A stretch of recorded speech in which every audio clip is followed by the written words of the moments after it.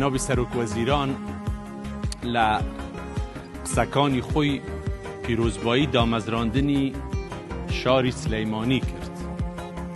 بە حکمی 50% بەشەکەی خۆم سوپاسی جەنابیان دەکەم